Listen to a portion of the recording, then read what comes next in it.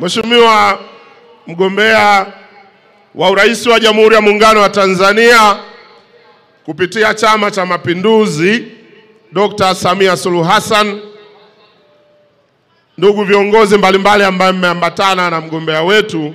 Ndugu mgombea, nashukuru kupata dakika chache za kutoa salamu kwa ndugu zangu wa Arusha na kupitia kwao kwa Watanzania. Arusha, asanteni kwa heshima mlioitoa kwa mgombea urais wa chama chetu kwa kujitokeza kwa wingi. Asanteni sana. Ndugu mgombea, ndugu wana Arusha na Watanzania, zimebaki siku 26 tuende kufanya tendo la kizalendo la kupiga kura ya kumchagua tena Dr. Samia Suluhu Hassan awe rais wa Jamhuri ya Muungano wa Tanzania. Tumeanza kuzihesabu siku zinakwenda.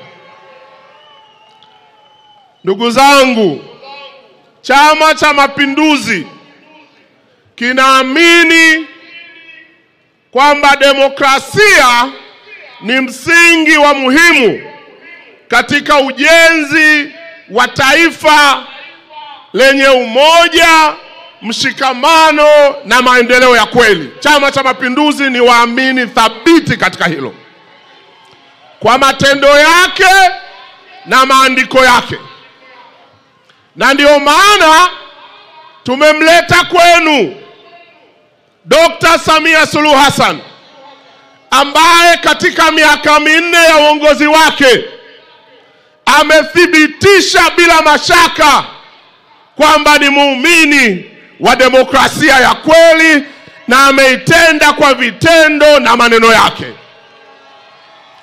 Na wale ambao wana mashaka na hilo, kwa mara nyingine na waomba waje mezani na hoja. Mimi nitazitoa hoja hapa, na wao waje mezani na hoja. Na hapa nataka kuambia wana Arusha na Watanzania, tarehe 29 tunaenda kupigia kura muumini wa demokrasia ya Tanzania, ambao ni msingi wa umoja na mshikamano wa taifa letu. Rais Samia alipoingia madarakani miaka 4 iliyopita, alikuta nchi yetu kuna minong'ono, ukakasi juu ya hali ya siasa na mahusiano ya kisiasa katika nchi yetu. Kwa sababu ni muumini wa demokrasia, akasema hatuwezi kuiendesha nchi namna hii. Nchi ni ya wote. Akaamua kuunda timu mbalimbali zimpelekee mapendekezo ya namna ya kurekebisha hali. Katika timu alizounda, aliwaleta wasomi, akawaita wanasiasa, akawaleta viongozi wa dini, akawaleta watu wa kawaida, waandishi wa habari na watu wengi. Na timu zikaenda kutafuta maoni ya Watanzania. Moja ya ubora na nguzo muhimu ya demokrasia ni ushirikishwaji. Rais Samia akawashirikisha Watanzania wenyewe waseme wanataka maridhiano gani ya kisiasa hapa Tanzania. Wengi walishiriki. Bahati mbaya, baadhi yao waligoma kushiriki. Na hapa tuambiane ukweli, rafiki zetu wa Chadema ni katika watu ambao hawakupenda kushiriki ile michakato ya mwanzo. Lakini Rais Samia akasema, nyinyi tuliowateua nendeni katuleteni mapendekezo. Na hawa waliogoma bado akaamua kuwasikiliza, kutimiza nguzo ya muhimu ya demokrasia. Wengi wape, wachache wasikilize. Samia aliwasikiliza. Timu hizi zikaleta mapendekezo. Nataka niwaambie kwa nini tarehe 29 tunaenda kupigia kura demokrasia ya nchi yetu. Wakaleta mapendekezo. Mapendekezo yao yaligawanyika kwenye makundi matatu, niseme nisiseme. Kundi la kwanza ni la yale mambo ambayo yanahitaji utashi wa kisiasa, hayahitaji sheria wala mabadiliko ya katiba. Rais Samia akayachukua, akasema haya natekeleza. Mojawapo akasema ruhusuni vyama vya siasa vifanye shughuli zao na mikutano ya hadhara, waachieni waende. Na leo tatoboa siri, niseme nisiseme, uamuzi huo haukuwa rahisi kukubalika ndani ya Chama cha Mapinduzi.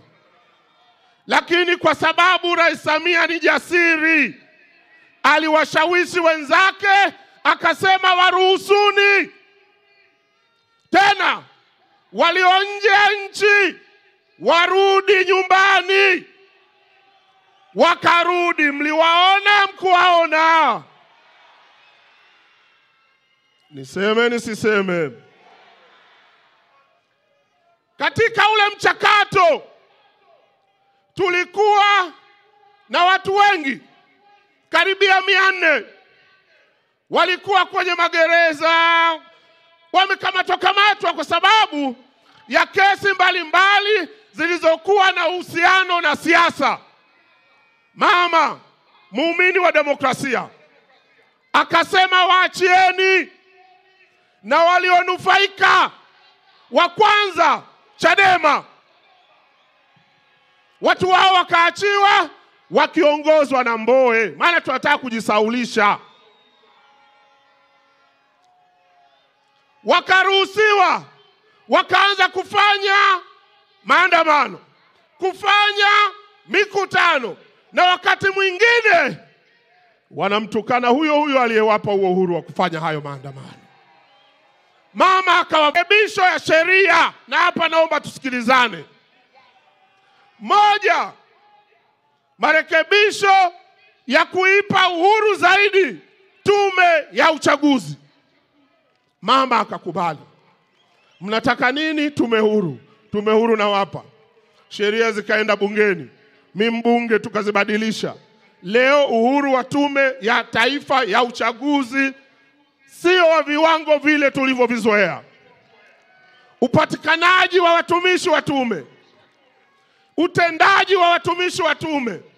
Lakini leo hata namna ya kuwaondoa, hakuna mtu mmoja mwenye uhuru wa kumgusa mkurugenzi wa tume ya uchaguzi. Hata rais mwenyewe hana mamlaka hiyo. Sheria imetungwa. Muumini thabiti wa demokrasia. Na ndio maana tarehe 29 tunataka tukapigie kura demokrasia yetu. Mama akafanya marekebisho.